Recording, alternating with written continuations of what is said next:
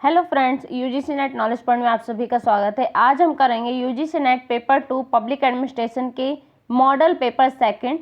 तो चैनल पे बने रहिए और चैनल को शुरू से अंत तक देखिए। इसमें जो क्वेश्चन आपसे पूछे गए हैं उसका कमेंट बॉक्स में आंसर जरूर दीजिए। तो आइए स्टार्ट करते हैं।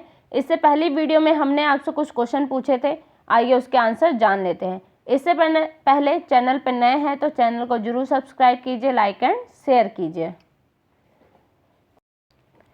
आपसे जो क्वेश्चन पूछा था वो था, सिविल सेवा प्रणाली की शुरुआत किसने की।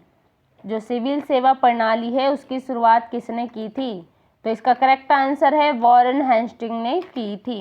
ये आपके क्वेश्चन जो है वो पेपर में पूछे जा सकते हैं, पूछे जा चुके हैं। तो क्या है इसका मुख्य पॉइंट, आइए जान लेते हैं।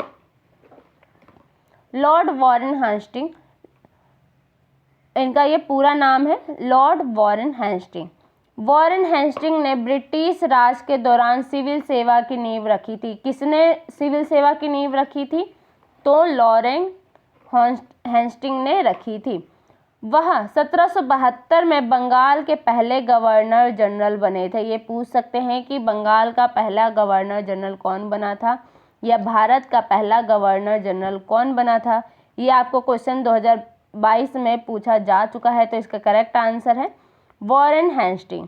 उनके कार्यकाल की महत्वपूर्ण घटनाएं कौन कौन सी थी? तो पहली थी आंग्ल मराठा युद्ध 1775 से 82 में हुई थी, और द्वितीय आंग्ल मैसूर युद्ध जो 1780 से 84 में हुआ था। 1773 का विनियमन अधिनियम भी वॉरेन हेस्टिंग में के द्वारा किया गया था। तो प्रतियोगिता परीक्षाओं के माध्यम से प्रवेश के साथ योग्यता आधारित प्रणाली पर आधारित सिविल सेवा की जाती है। इस उद्देश्य के लिए 1854 में लंदन में एक सिविल सेवा आयोग की स्थापना की गई और 1855 में प्रतियोगी परीक्षाएं शुरू की। तो क्वेश्चन पूछ सकते हैं कि सिविल सेवा आयोग की स्थापना कहाँ की गई और कब की गई? तो लंदन में की गई थी, 1854 में किया गया था। तो प्रतियोगी परीक्षाएं कब से शुरू की गई? तो 1855 से शुरू की गई थी। प्रारंभ में भारतीय सिविल सेवा की परीक्षाएं केवल लंदन में आयोजित की जाती थी। तो भारतीयों की जो सिविल सेवा परीक्षा थी वो कहाँ पे आयोजित की जाती थी? लंदन में। अधिकतम आयु 23 वर्ष और न्यूनतम आयु 18 वर्ष होती थी। पाठ्यक्रम को इस तरह डिजाइन किया गया था कि यूरोपीय क्लासिकल में अंकों का प्रमुख हिस्सा था। जो यूरोपीय क्लासिकल था उसका अंकों में प्रमुख हिस्सा था। ये था आपका पहला क्वेश्चन। अब सेकंड क्वेश्चन है, क्वेश्चन नंबर सेकंड, भारतीय संसद मुख्य रूप से कौन या किसके मॉडल पर आधारित है? भारतीय संसद मुख्य रूप से किसके मॉडल पर आधारित है? तो ब्रिटिश संसद के मॉडल पर आधारित है। तो भारतीय संसद क्या है? कार्यपालिका और विधायिका के बीच संबंधों के आधार पर लोकतांत्रिक सरकार की दो प्रमुख प्रणालियां विकसित की गई हैं, संसदीय प्रणाली और राष्ट्रपति प्रणाली। भारत में ब्रिटिश वेस्टमिंस्टर मॉडल के अनुरूप सरकार के संसदीय स्वरूप को अपनाया गया है। संसदीय प्रणाली को कैबिनेट प्रणाली, जिम्मेदार सरकार या प्रधानमंत्री मॉडल के अनुरूप के रूप में जाना जाता है। जो संसदीय प्रणाली और किसके कैबिनेट प्रणाली, जिम्मेदार सरकार या प्रधानमंत्री मॉडल के रूप में जाना जाता है। भारत की संसद मुख्यतः ब्रिटिश संसद के मॉडल पर आधारित है। अंततः जो सेकंड विकल्प है वो आपका सही है। एक संसदीय प्रणाली सरकार का एक रूप है जहां कार्यकारी विधायिका आमतौर पर लोगों के निर्वाचन सदन के बहुमत के समर्थन के साथ सत्ता में रहते हैं। भारत के सर्वोच्च न्यायालय के अनुसार हमारा संविधान ब्रिटिश संसदीय प्रणाली पर आधारित है, जहां लोकसभा के विश्वास को बनाए रखते हुए सरकार की नीति के निर्माण और कानून के इसके प्रसारण के लिए कार्यपालिका को प्राथमिक जिम्मेदारी माना जाता है। अनुच्छेद 74 और 75 केंद्र के लिए संसदीय प्रणाली प्रदान करते हैं। अनुच्छेद 163 और 64 राज्य के लिए संसदीय प्रणाली प्रदान करते हैं। तो आपसे पूछा जा सकता है कि संसदीय प्रणाली कौन से अनुच्छेद में प्रदान की जाती है? केंद्र के लिए तो 74 और 75 में, और राज्यों के लिए तो 163 और 74 अनुच्छेद में। राष्ट्रपति प्रणाली के विपरीत इस प्रणाली में कार्यकारी विधायिका में बैठते हैं, क्योंकि वे एक विधायिका का हिस्सा होते हैं। जब तक उन्हें विधायिका के निचले सदन का समर्थन प्राप्त है तब तक कार्यकारी शक्ति का प्रयोग कर सकते हैं और पद पर बने रह सकते हैं। भारत में मंत्रिपरिषद सामूहिक रूप से लोकसभा के प्रति उत्तरदायी होती है। सामूहिक उत्तरदायित्व का अर्थ है कि लोकसभा के प्रति अपने कार्यों के लिए मंत्रिपरिषद की संयुक्त जिम्मेदारी है, भले ही एक मंत्री द्वारा निर्णय लिया गया हो। सामूहिक जिम्मेदारी के सिद्धांत के तहत पूरी मंत्रिपरिषद की जिम्मेदारी है। तो ये थे आपके कुछ क्वेश्चन जो आपसे पूछे गए थे इससे पहली वीडियो में। तो आइए वीडियो स्टार्ट करते हैं। Question number 51। क्वेश्चन नंबर 51, निम्नांकित में से कौन से क्षेत्रीय इकाइयों के लिए अधिक समस्या उत्पन्न करता है? कौन करता है? इसका करेक्ट आंसर है आंसर नंबर डी, उपरोक्त सभी। प्रशिक्षित एवं कुशल कर्मचारियों का उपलब्ध न होना, समन्वय व अभाव का होना और राजनीतिक हस्तक्षेप का होना। नेक्स्ट क्वेश्चन नंबर 52, संयुक्त पूंजी लिमिटेड कंपनी, जो संयुक्त पूंजी लिमिटेड कंपनी जैसे संगठन के संदर्भ में निम्नलिखित में से कौन सा वक्तव्य सही नहीं है वो बताना है। इसका करेक्ट आंसर है आंसर नंबर ए, उसके लिए विधानमंडल की स्वीकृति आवश्यक है, कार्यपालक कार्यवाही द्वारा उसे स्थापित नहीं किया जा सकता। नेक्स्ट क्वेश्चन नंबर 53, लोक निगम पर सर्वोपरि नियंत्रण किसका होता है? इसका करेक्ट आंसर है आंसर नंबर बी, मंत्री का और संसद का। नेक्स्ट क्वेश्चन नंबर 54, निम्नलिखित में से ऐसे लोक उद्यम एकक है जो रक्षा मंत्रालय के लिए उत्पादन विभाग के अधीन नहीं है। इसका करेक्ट आंसर है answer number C, ordnance school Jabalpur और भारी यान कारखाना आवड़ी। नेक्स्ट क्वेश्चन नंबर 55, मार्ले फैंसोर्ड के अनुसार राजनीतिक तंत्र एवं देश के सरकारी स्वरूप को सम्मिलित कीजिए, मैचअप करना है। इसका करेक्ट आंसर है आंसर नंबर बी, प्रातिनिधिक आधिकारिक तंत्र ईरान में है, दल शासित आधिकारिक तंत्र चीन में है और सेना हावी आधिकारिक तंत्र पाकिस्तान में है, शासक हावी आधिकारिक तंत्र भारत में है। नेक्स्ट क्वेश्चन नंबर 56, पार्किंग्स नियम के क्या कारण है? जो पार्किंग्स नियम है उसके क्या कारण है? इसका करेक्ट आंसर नंबर सी, ए, फर्स्ट सेकंड थर्ड फोर्थ चारों ही इसके कारण है। प्रभाव क्षेत्र को विकसित करने की नौकरशाही की इच्छा, नौकरशाही की संख्या में वृद्धि करके कार्य के भार को हल्का करना, नौकरशाही अपने कार्य को अनावश्यक रूप से बढ़ा लेती है। नौकरशाही संगठन में अधिकारी यह चाहता है कि अधीनस्थों के एक दूसरे की पदोन्नति का भय दिखाकर अनुशासन रखा जा सके। नेक्स्ट क्वेश्चन नंबर 57, सरकारी विभाग को प्रशासनिक दक्षता को बढ़ाने के लिए किस सरकारी विभाग संस्था की स्थापना की गई थी? इसका करेक्ट आंसर है आंसर नंबर ए, संगठन तथा पद्धति विभाग की स्थापना की गई थी। नेक्स्ट क्वेश्चन नंबर 58, कौन सा एक संगठन नीतियों तथा क्रियाविधियों में संबंध का सर्वश्रेष्ठ विवरण है? इसका करेक्ट आंसर है आंसर नंबर सी, नीतियों को अंगीकृत करने से पूर्व क्रियाविधियों निर्धारित की जाती है। और इसके बाद 59 to 63 जो क्वेश्चन हो गए वो आपके गद्यांश हो जाएंगे। इसको पढ़ के इसका आंसर देना है, जिसमें आपको 83 1833 के चार्टर अधिनियम के बारे में बताया गया है।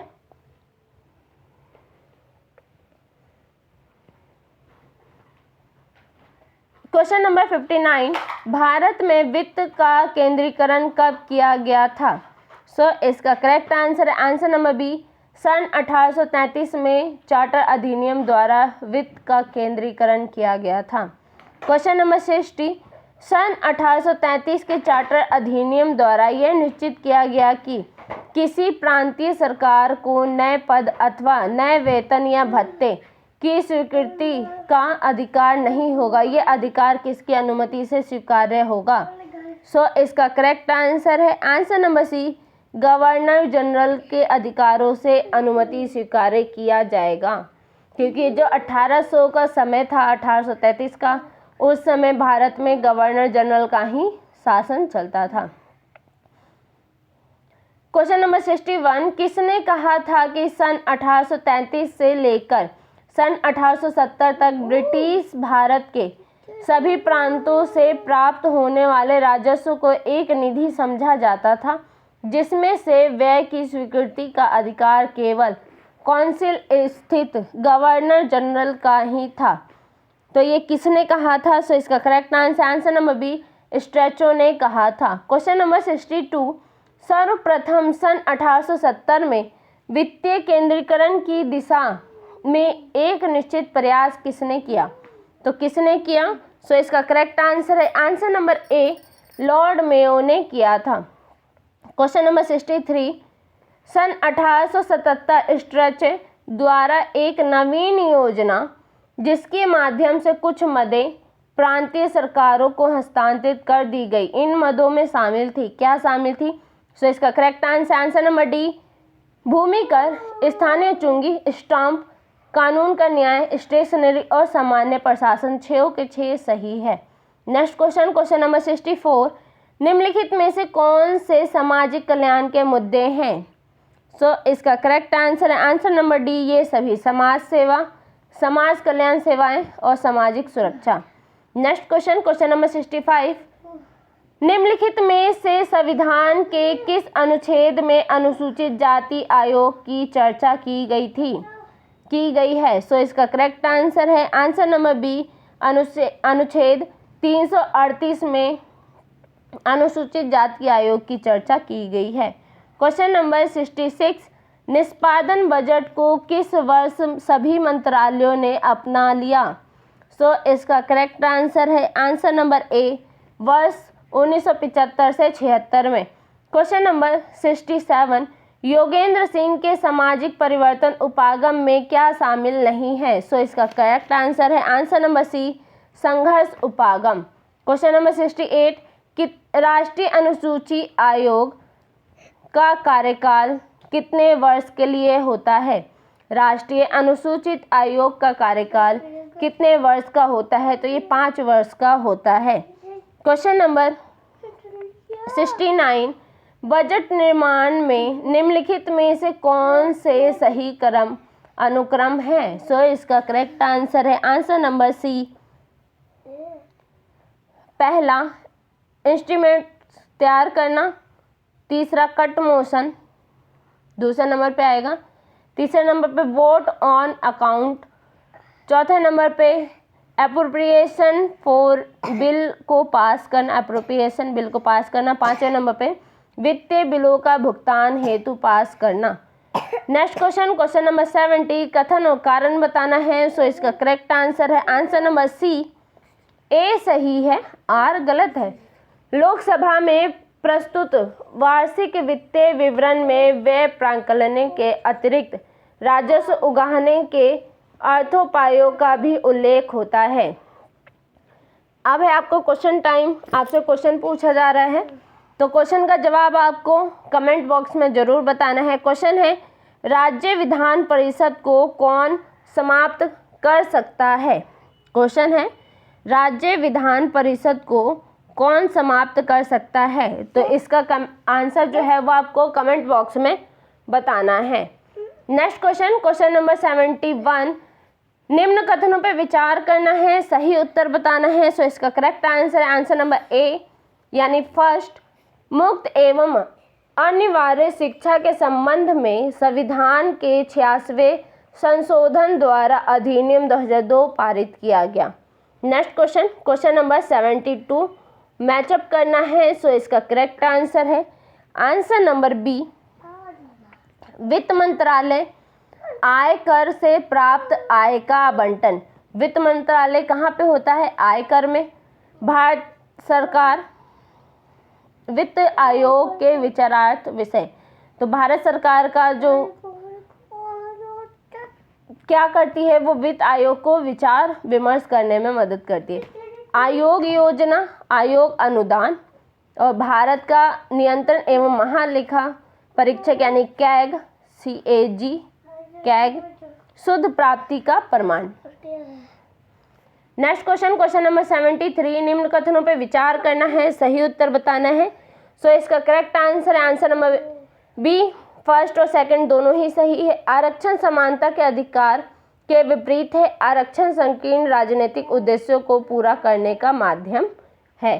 क्वेश्चन नंबर 74, निम्नलिखित में से कौन सी पूर्व आपदा प्रणाली चेतावनी है? सो इसका करेक्ट आंसर है आंसर नंबर ए, बी यानी सी, ट्रेस संकेतक और रडार। क्वेश्चन नंबर 75, लोक नीति में उपसंरचनाओं का निर्माण निर्भर है। लोक नीति में उपसंरचनाओं का निर्माण निर्भर है किस पे? तो इसका करेक्ट आंसर आंसर ए, समाज पर। क्वेश्चन नंबर 76, निम्नलिखित में से किस पुस्तक की रचना लॉसवेल ने की थी? सो इसका करेक्ट आंसर है answer number B, the public orientation.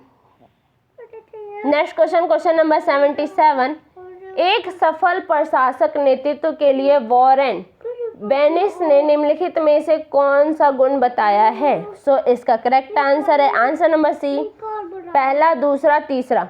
निर्णयन के द्वारा समावेशी अर्थ सृजित करना। सेकंड, ईमानदारी और पवित्रता स्थापित करना। थर्ड, एक औसत व विशिष्ट आवाज प्रदान करना।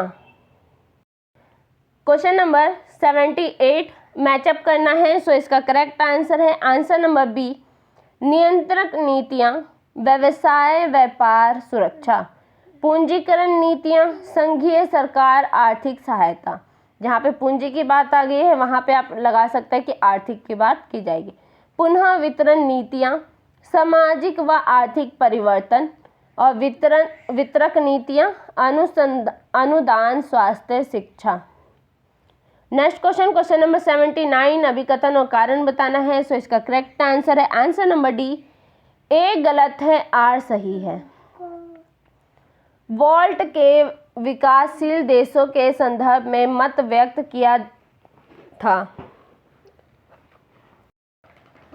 क्वेश्चन नंबर 80, ट्रेस संकेतक के निम्नलिखित में से क्या कार्य हैं? सो इसका करेक्ट आंसर है answer number A, first, second और थर्ड। उत्पत्ति स्रोतों का पता लगाना, आपदा प्रबंधन संबंधित आंकड़े एकत्रित करना, आपदा की गतिशीलता व मार्ग का पता लगाना। नेक्स्ट क्वेश्चन, क्वेश्चन नंबर 81, लोक नीति के संस्थावादी प्रतिमान की निम्नलिखित विशेषताओं पर विचार कीजिए।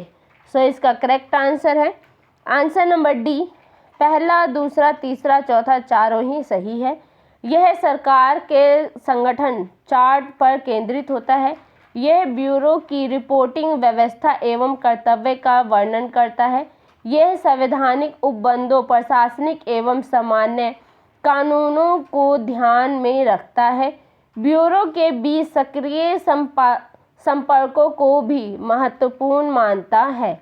नेक्स्ट क्वेश्चन, क्वेश्चन नंबर 82, किस वर्ष विश्व बैंक ने अपने दस्तावेज अभिशासन एवं विकास में जवाबदेहिता की अच्छे अभिशासन के लिए अति आवश्यक माना है? सो इसका करेक्ट आंसर है आंसर नंबर सी, वर्ष 1992 में। नेक्स्ट क्वेश्चन, क्वेश्चन नंबर 83, निम्नलिखित में से कौन सी एक सिविल समाज की विशेषता नहीं है, वो बताना है। सो इसका करेक्ट आंसर है आंसर नंबर ए, इसमें सरकार की स्वायत्तता एवं प्राधिकार निहित है। नेक्स्ट क्वेश्चन, क्वेश्चन नंबर 84, किस विद्वान ने कहा है कि क्रियान्वयन के लिए वैकल्पिक नीतियों, कार्य नीतियों का तकनीकी मूल्यांकन एवं आर्थिक व्यवहार्यता तथा राजनीतिक व्यवहार्यता एवं नीति अंगीकरण के परिणाम है? किसने कहा, किस विद्वान ने कहा है? सो इसका करेक्ट आंसर है आंसर नंबर ए, पैटॉन एवं साविकी ने कहा है। नेक्स्ट क्वेश्चन नंबर 85, प्लेटो के रिपब्लिक एवं प्रतिपादित न्याय के सिद्धांत के अनुसार न्याय का क्या अर्थ है? इसका करेक्ट आंसर है आंसर नंबर डी, अपने निर्धारित कार्य क्षेत्रों में अपने कर्तव्यों का निर्वाह करना। नेक्स्ट क्वेश्चन नंबर 86, अभिकथन और कारण बताना है। इसका correct answer number B, A R दोनों सही है, आर ए की सही व्याख्या नहीं है। नागरिक सहभागिता में वृद्धि का कारण ज्ञान और संचार का विस्फोट है। नागरिक सहभागिता भ्रष्टाचारी प्रक्रियाओं पर रोक का एक साधन उपाय है। नेक्स्ट क्वेश्चन नंबर 87, निम्न कथनों पर विचार करना है, सही उत्तर बताना है। इसका करेक्ट आंसर नंबर डी, ना ही फर्स्ट और ना ही सेकंड। नेक्स्ट क्वेश्चन नंबर 88, निम्नलिखित कथनों पर विचार करना है, सही उत्तर बताना है। इसका करेक्ट आंसर नंबर डी, मानकीय राजनीतिक सिद्धांत का जनक प्लेटो को माना जाता है। राजनीतिक विज्ञान का जनक अरस्तु को माना जाता है। प्रत्यक्षवाद का जनक ऑगस्ट कॉम्टे को माना जाता है। आधुनिक राजनीतिक चिंतन का जनक मैकियावेली को माना जाता है। नेक्स्ट क्वेश्चन नंबर 89, अभिकथन और कारण बताना है। इसका करेक्ट आंसर है आंसर नंबर सी, ए सही है, आर गलत है। नीति विश्लेषण सार्वजनिक समस्याओं के समाधान के स्पष्टीकरण मूल्यांकन के लिए तर्क तथा तथ्य प्रयोग करता है। नेक्स्ट क्वेश्चन नंबर 90, शोध अभिकल्प के निर्माण के चरणों को क्रमबद्ध कीजिए। इसका करेक्ट आंसर है आंसर नंबर बी, सबसे पहले आएगा अध्ययन समस्या का प्रतिपादन, दूसरे नंबर पे वर्तमान शोध कार्य का शोध समस्या से संबंधित करना, तीसरे नंबर पे शोध कार्य की सीमाओं का निर्धारण और चौथे नंबर पे शोध क्षेत्र का विस्तृत विवरण प्रस्तुत करना। नेक्स्ट क्वेश्चन, इससे पहले आपको कमेंट बॉक्स में क्वेश्चन का आंसर बताना है। क्वेश्चन है आपके लिए, संसद की लोक लेखा समिति के कौन से कार्य हैं? क्वेश्चन क्या है? संसद की लोक लेखा समिति के कौन से कार्य हैं, ये आपको कमेंट बॉक्स में बताना है इसका आंसर। नेक्स्ट क्वेश्चन नंबर 81, कथन और कारण बताना है। इसका करेक्ट आंसर है 91 इसका आंसर बताना है। इसका करेक्ट आंसर नंबर बी, ए सही है, आर सही है, पर आर ए की सही व्याख्या नहीं है। प्रशासनिक समस्याओं के संबंध में होने वाला अनुसंधान परिचालन अनुसंधान के अंतर्गत है। किसी समुदाय की विशेषताओं को ध्यान में रखकर समुदाय प्रयास क्रियात्मक अनुसंधान है। नेक्स्ट क्वेश्चन नंबर 92, निम्न में से किसी प्रत्यायोजित विधान को ऐसे विधान के रूप में वर्णित किया है जो किसी संप्रभुसत्ता के स्थान पर किसी प्राधिकारी से आगे बढ़ता है एवं इसलिए अपने निरंतर अस्तित्व और वैधता के लिए किसी बेहतर या सर्वोच्च प्राधिकारी पर निर्भर होता है। ये किसने कहा है? इसका करेक्ट आंसर है आंसर नंबर सी, सैलमंड ने कहा है।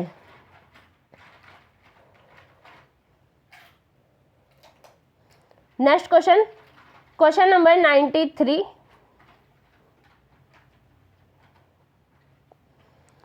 इसका करेक्ट आंसर है आंसर नंबर ए, जो समाज में रहने में असमर्थ है या जो उसकी आवश्यकता अनुभूति नहीं करता है क्योंकि वह स्वयं पर्याप्त है, यह अवश्य या तो कोई पशु होगा या देवता। तो ये जो व्याख्या है ये किसने दी है? तो अरस्तु ने दी है। मानव के कर्म ही उसके विचारों को सर्वश्रेष्ठ व्याख्या है। ये किसने कहा है? लॉक ने, कि जो मानव का कर्म है वही उसकी सर्वश्रेष्ठ व्याख्या है। भगवान ये अपेक्षा नहीं करता है कि हम सफल हों, वे तो केवल इतना ही चाहता है कि हम प्रयास करें। जब हम प्रयास करेंगे किसी भी चीज़ का तभी हम सफल हो पाएंगे, नहीं तो बिना प्रयास करे आप भगवान से बोले कि हाँ हमें पास कर दो, पर वो हमें पास नहीं कर सकते जब तक आप प्रयास नहीं करोगे। जब तक आप पेपर में बैठोगे ही नहीं तो आप पास कैसे होगे? पेपर में बैठोगे नहीं, उसमें कुछ लिखोगे नहीं तो पास कैसे होगे? तो ये व्याख्या किसने दी है? मदर टेरेसा ने दी है। मानव तभी तक श्रेष्ठ है जब तक उसे मनुष्यत्व का दर्जा प्राप्त है। बतौर पशु मानव किसी पशु से अधिक हीन है। ये किसने कहा है? तो रविंद्रनाथ टैगोर ने कहा है। Next question, question number 94। नैतिकता के अंतर्गत सामाजिक जीवन व्यतीत करने वाले सामान्य मानव के ऐच्छिक कर्मों तथा उनके मानदंडों का मूल्यांकन किया जाता है।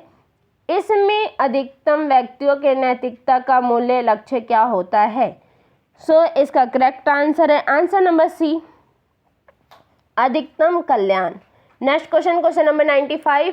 मनुष्य एक सामाजिक प्राणी है क्योंकि समाज में ही उसका जन्म होता है तथा समाज में ही उसके व्यक्तित्व, कर्तव्य, जरूरतों इत्यादि का निर्धारण होता है। मनुष्य की ही भांति उसकी अनिवार्यता एवं सामाजिक व्यवस्था है। इसका करेक्ट आंसर है आंसर नंबर सी, नैतिकता।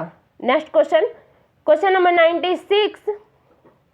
किस विद्वान ने आंकड़ों से संबंधित 2 प्रमुख स्रोतों का उल्लेख किया है? इसका करेक्ट आंसर है आंसर नंबर ए, प्रोफेसर बेंगले ने कहा है, उल्लेख दिया है। Next question, question number 97। निम्नलिखित में कौन द्वितीय स्रोतों के व्यक्तिगत प्रलेख में कौन कौन से सामग्री शामिल है? इसका करेक्ट आंसर है आंसर नंबर डी, जीवन इतिहास, डायरी और पत्र, ये द्वितीय स्रोत में शामिल है। Question number 98। अनुसंधानकर्ता के संबंध में नवीन आंकड़े इकट्ठा करता है, यह कहलाता है, क्या कहलाता है? इसका करेक्ट आंसर है आंसर नंबर ए, प्राथमिक आंकड़े कहलाता है। Question number 99। आंकड़ों के प्राथमिक स्रोत के अंतर्गत निम्न में से कौन से स्रोत हैं? इसका करेक्ट आंसर है आंसर नंबर ए, फर्स्ट और थर्ड, अवलोकन, मौखिक छानबीन, प्रश्न अनुसूचियां, साक्षात्कार। क्वेश्चन नंबर 100 मैचअप करना है। इसका करेक्ट आंसर है आंसर नंबर ए, अंतराल मापनी, संख्या के बीच अंतर समान, क्रम सूचक, वर्गों का क्रम निर्धारण, अंकित मापन, गुणात्मक अंतर, अनुपाती मापन, सभी गुणों को समायोजित एवं वास्तविक अंतर प्रदर्शित करना। वीडियो अच्छी लगे तो लाइक कीजिए, शेयर कीजिए, सब्सक्राइब कीजिए। धन्यवाद।